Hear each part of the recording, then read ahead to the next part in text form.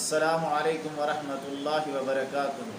قال اللہ سبحانہ وتعالی فی محکم تنزیلہ بعد اعوذ باللہ من الشیطان الرجیم یا ایہا الذین آمنوا اذا نودی للصلاة من یوم الجمعہ فاسعوا الی ذکر اللہ۔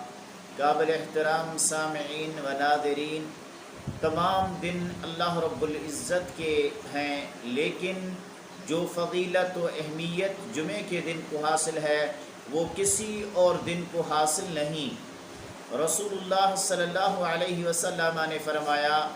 بہترین دن جس کے اندر سورج طلوع ہوتا ہے وہ جمعے کا دن ہے۔ رسول اللہ صلی اللہ علیہ وسلم نے فرمایا،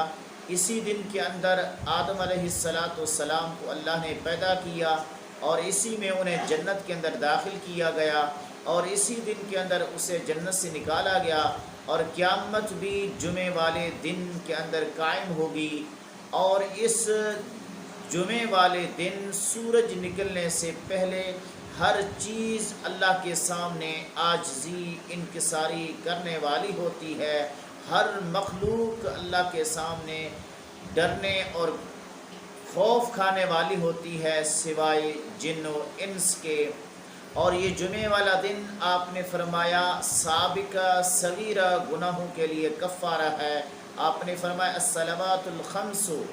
پانچوں نمازیں، والجمعۃ الی الجمعہ، اور ایک جمعے سے لے کر جمعے تک اور رمضان سے لے کر رمضان تک،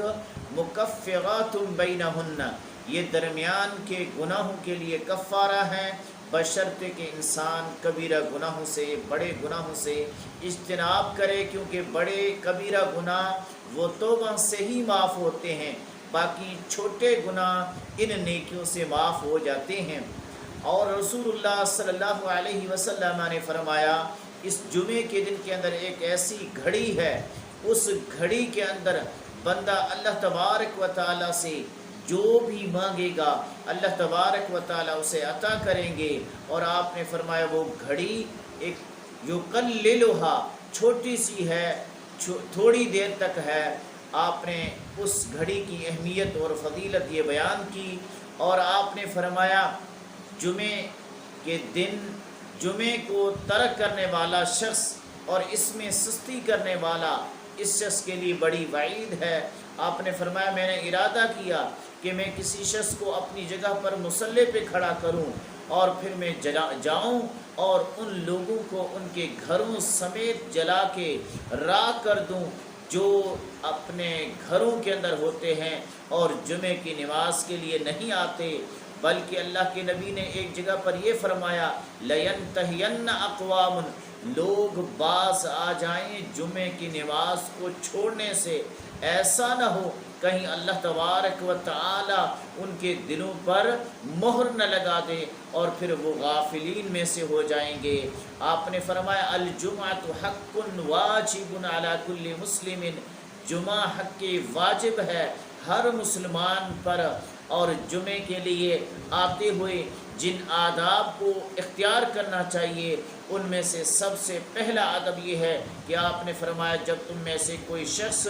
جمعے کے لیے آئے فَلْيَغْتَسِلْ، وہ غسل کرے، اور اسی طرح عطر اور تیل لگا کر آئے، اور اسی طرح جب جمعے کے دن مسجد کے اندر آئے تو کسی کی گردن کو نہ پھلانگے اور خاموش ہو کر امام کا مکمل خطبہ سنے۔ آپ نے فرمایا جس نے جمعے کے دن غسل کیا پھر جمعے کے لیے آیا، جو اللہ نے اس کے نصیب میں لکھا اس نے نوافل پڑھے اور پھر خاموشی سے خطبہ غور سے سنا، یہاں تک کہ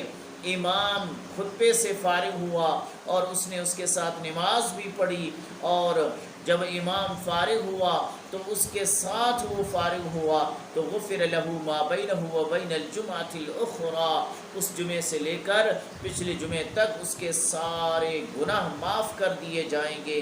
اور ایک حدیث میں آپ نے فرمایا جس نے جمعے والے دن غسل کیا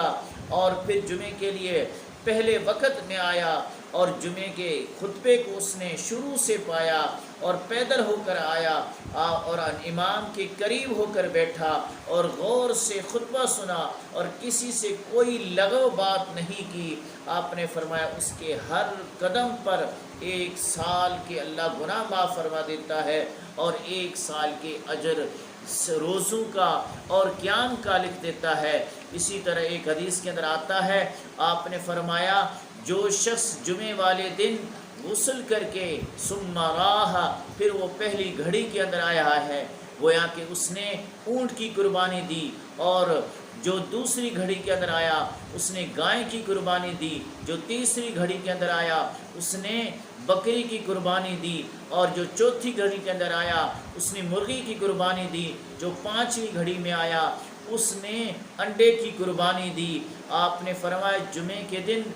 مسجد کے دروازے پر فرشتے مقرر ہوتے ہیں، یکتبون الاول فالاول، جو سب سے پہلے آتا ہے اس کا وہ نام پہلے لکھتے ہیں، پھر جو دوسرے نمبر پر آتا ہے اس کا نام لکھتے ہیں، حتیٰ کہ جب امام خطبے کے لیے ممبر پر آ کر بیٹھتا ہے تو وہ اپنے صحیفے بند کر لیتے ہیں اور پھر وہ بھی آ کر وعظ و نصیحت سنتے ہیں۔ اسی طرح جمعے کے دن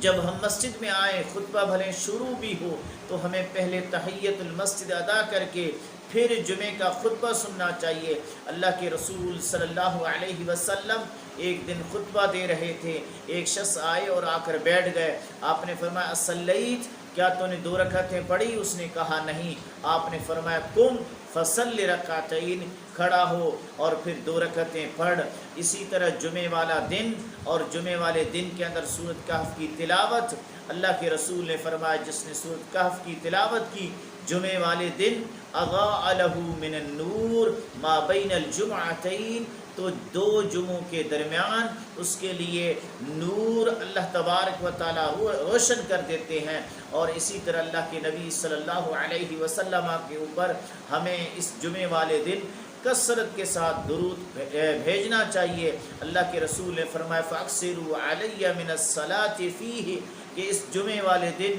مجھ پر کثرت کے ساتھ درود بھیجا کرو۔ آپ نے فرمایا کہ جس نے مجھ پر 1 دفعہ درود بھیجا اللہ تبارک و تعالیٰ 10 اس کے اوپر رحمتیں نازل کرتے ہیں، اور 10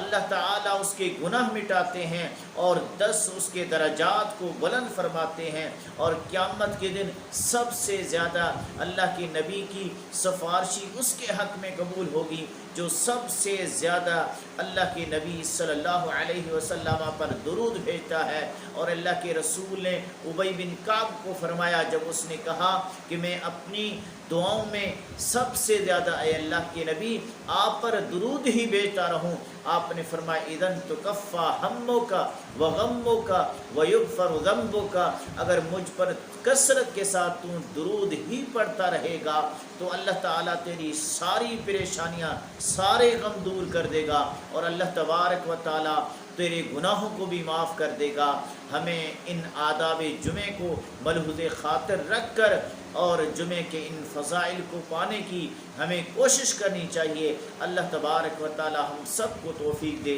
اقول قولی ھذا واستغفر اللہ لی ولکم ولسائر المسلمین۔